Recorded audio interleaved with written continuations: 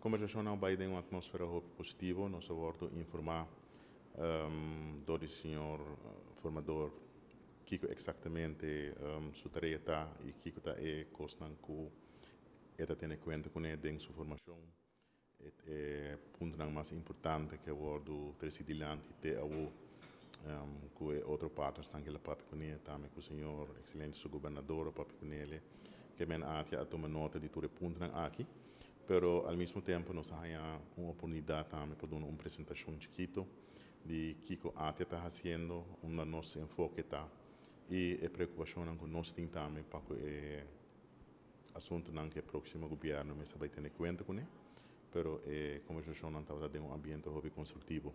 Naturalmente, dia custa que nós estamos para ir para pero já foi bastante tempo gava, tá é fundo de AOV, por exemplo, está custa que nós mestre para atender com ele verhoging de pensioenleeftijd of como nós também fazendo está tópico não que está mobiliar mas também riba mesa então fundo que nossa idade está subindo e mais gente também com pensão e mas nós temos alguma opção a opção não está claramente subir a idade isso é prima não mas se nós não subir a idade nós temos que pagar mais e mais prima e prima é agora pagado é donador de trabalho para viajar mas também é trabalhador mês que se o trabalhador tem a chance para trabalhar pouco mais largo, me quer que aceita uma opção factível para sobre pagar mais e mais primo na fundo nota prima na fundo nota uma opção me quer que a maioria de gente lo deseja.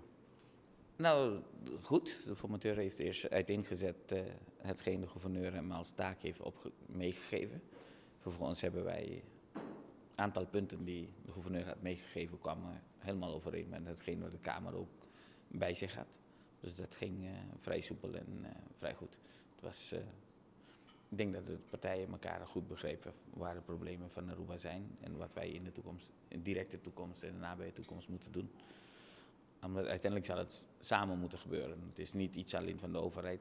Het volk en het bedrijfsleven zal ook mee moeten bijdragen om tot een oplossing te komen voor de problemen waarin wij zitten. En dus niet alleen maar ook problemen, maar ook andere uitdagingen die voor ons in de directe toekomst zijn. Bijvoorbeeld een van die dingen is vergrijzing. Binnenkort, in 2022, 2025, zullen we bijna een derde van de Arubaanse bevolking boven de 65 zijn. Bij de Kamer staat een pensioenleeftijdsverhoging voor en liefst zo snel mogelijk. En omdat dat lost heel veel problemen op. Het moet alleen een transitie zijn en er moet ook een regeling ingebouwd worden voor degene die toch op hun 60ste met pensioen willen of eerder of iets later na 60, maar niet, wij staan 65 voor. Maar als mensen eerder met pensioen willen, dan zouden ze ook mogen, maar dan moeten er regelingen ingebouwd zijn. Iedereen moet duidelijk weten waar ze aan toe zijn.